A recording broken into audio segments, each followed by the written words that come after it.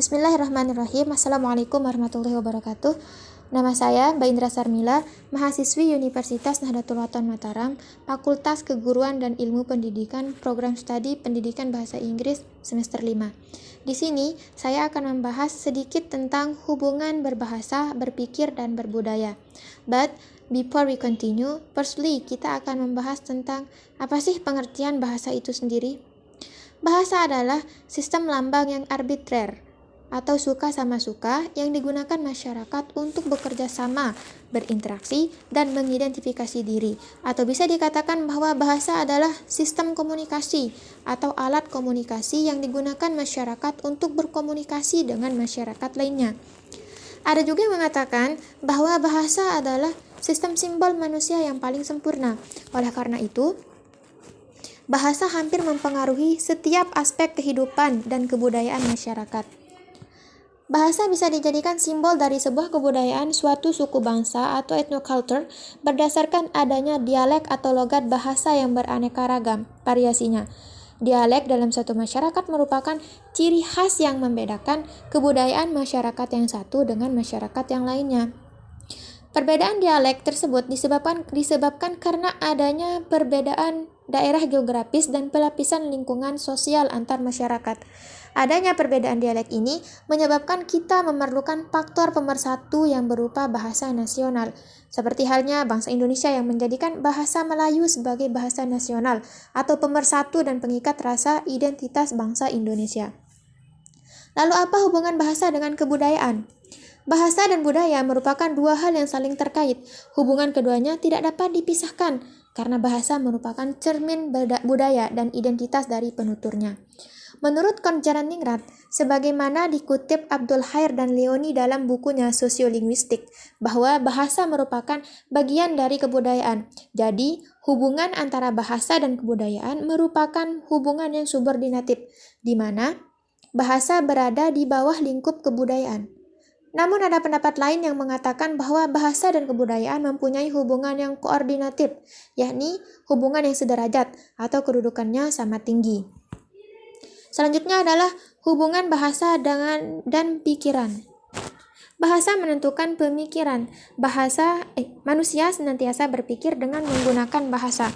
Karena untuk menyampaikan pikiran itu, kita menggunakan bahasa. Jadi orang bisa memahami isi dari pikiran kita lewat bahasa yang kita sampaikan, baik itu berupa lisan ataupun berupa tulisan. Ada beberapa teori yang menjelaskan tentang hubungan bahasa dan berpikir. Di antaranya yang pertama adalah teori Wilhelm van Humboldt. Wilhelm van Humboldt menekankan adanya ketergantungan pemikiran manusia pada bahasa. Maksudnya di sini, pandangan hidup dan budaya suatu masyarakat ditentukan oleh bahasa masyarakat itu sendiri. So, ketika salah seorang dari anggota masyarakat ingin mengubah pandangan hidupnya, maka dia harus mempelajari dulu satu bahasa lain itu. Mengenai bahasa itu sendiri, Wilhelm van Humboldt berpendapat bahwa substansi bahasa terdiri dari dua bagian. Yang pertama berupa bunyi, dan yang kedua berupa pikiran-pikiran yang belum terbentuk. Bunyi dibentuk oleh loud form dan pikiran dibentuk oleh hidden form atau inner form. Jadi, bahasa menurut Wilhelm van Humboldt merupakan sintesa dari bunyi atau loud form dan pikiran atau hidden form. Dari keterangan di atas dapat disimpulkan bahwa bunyi bahasa merupakan bentuk luar, sedangkan pikiran adalah bentuk dalam dari bahasa itu sendiri. Mungkin hanya ini yang bisa saya sampaikan. Materi selanjutnya akan disampaikan oleh teman saya, Desi Ratnasari. Kepadanya dipersilahkan. Baik, terima kasih. Assalamualaikum warahmatullahi wabarakatuh. Nama saya Desi Ratnasari, mahasiswa Universitas Nahdlatul Ulama Mataram, semester 5, Prodi Pendidikan Bahasa Inggris, Fakultas Keguruan dan Ilmu Pendidikan. Baik, di sini saya akan melanjutkan materi tentang teori-teori hubungan berbahasa, berpikir, dan juga berbudaya. Baik, langsung saja saya akan menjelaskan tentang teori Sapir-Whorf. Edward Sapir memiliki murid yang bernama Benjamin Lewis. Nah, teori dari mereka ini cukup terkenal dan menimbulkan banyak statement atau argumen dari teori mereka. Nah, Sapir-Whorf ini membuat dua hipotesis tentang hubungan bahasa dan juga berpikir. Hipotesis pertama yaitu tentang linguistic relativity atau relativitas bahasa yang menyatakan bahwa perbedaan struktur bahasa secara umum atau paralel dengan perbedaan kognitif non-bahasa atau non-linguistik kognitif. Nah, perbedaan itu menyebabkan perbedaan pikiran orang yang menggunakan bahasa tersebut. Di sini maksudnya adalah apabila ada dua orang yang menggunakan bahasa yang cukup serupa ataupun mirip, bukan berarti mereka itu memiliki pola pikir yang sama. Dan selanjutnya adalah hipotesis kedua, yaitu tentang linguistik determinis atau determinitas bahasa, yang menyatakan bahwa struktur bahasa mempengaruhi cara individu mempersepsi dan menalar dunia perseptual.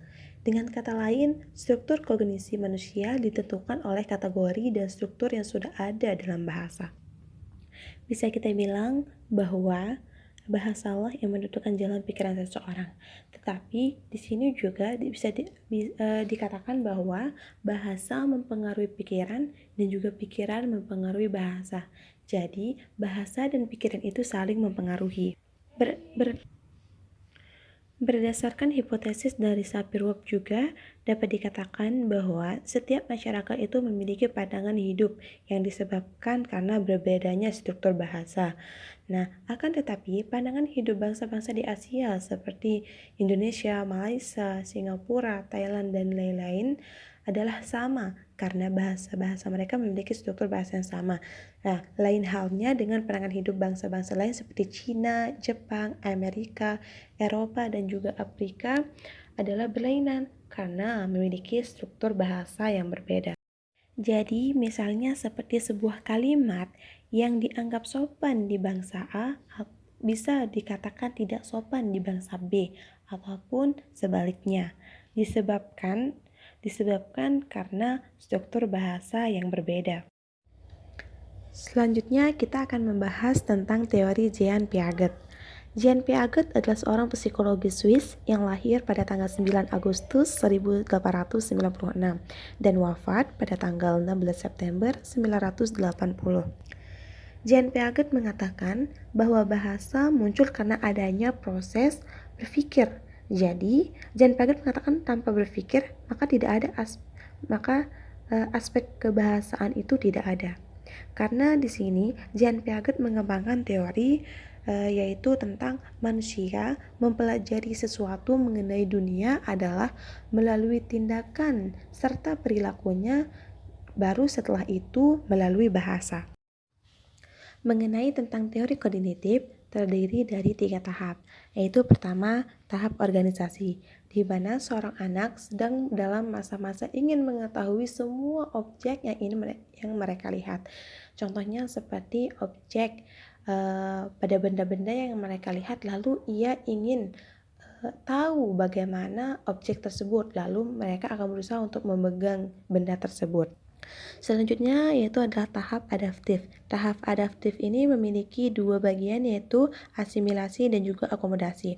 Di mana tahap asimilasi ini maksudnya adalah di mana seorang anak sudah mampu mengumpulkan pengetahuan tentang semua objek yang mereka lihat.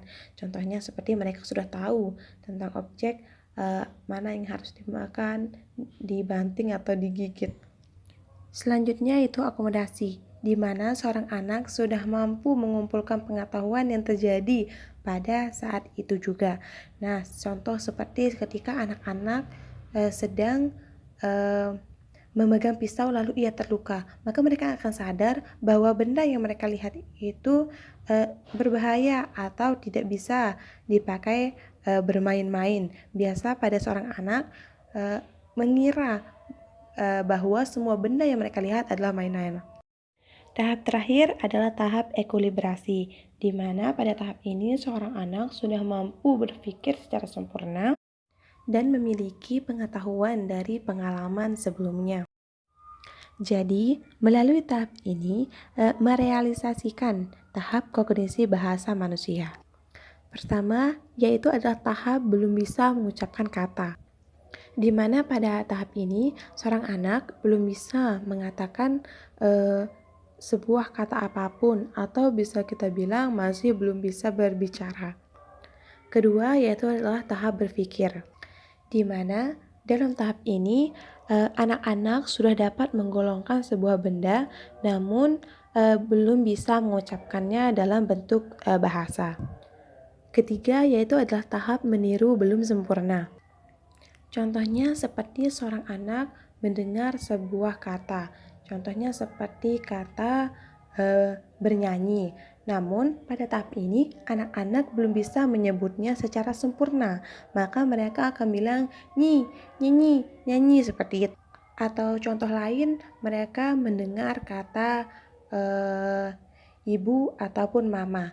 Maka mereka belum bisa mengucapkannya secara sempurna, maka mereka akan menyebutnya seperti ma, dan sebagainya. Dan tahap terakhir adalah tahap berkembang secara sempurna. Anak-anak terus berkembang mengikuti proses kognisinya, hingga kemudian mereka mencapai titik di mana mereka mampu mengucapkan kata dengan sempurna atau sudah mampu berbahasa dengan sempurna. Dalam keterkaitan hubungan bahasa dan juga pikiran, Jean Piaget membagi modus pikiran menjadi dua bagian. Yang pertama, pikiran terarah dan juga pikiran tak terarah. Pikiran terarah ini adalah pikiran yang sadar. Jadi, pada pemikiran tersebut, kita mengejar pemikiran yang ada dalam pemikir. Pikiran tersebut dapat berupa penentuan benar atau salah. Yang kedua adalah pikiran tak terarah. Pikiran tak terarah ini disebut juga pikiran autis.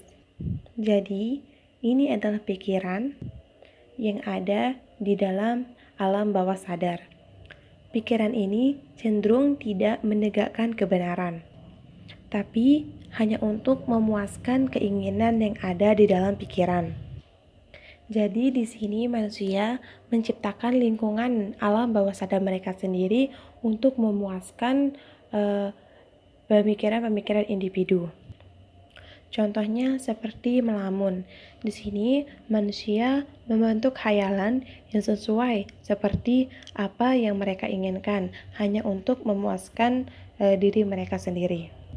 Atau untuk mengekspresikan semua perasaan atau ide-ide gagasan yang mereka ingin lakukan namun menurut mereka tidak mampu atau sesuatu yang tidak mungkin, seperti sebuah fantasi-fantasi untuk menjadi cerita-cerita fiksi yang ada di film-film seperti itu. Selanjutnya saya akan menjelaskan tentang teori Les Vygotsky.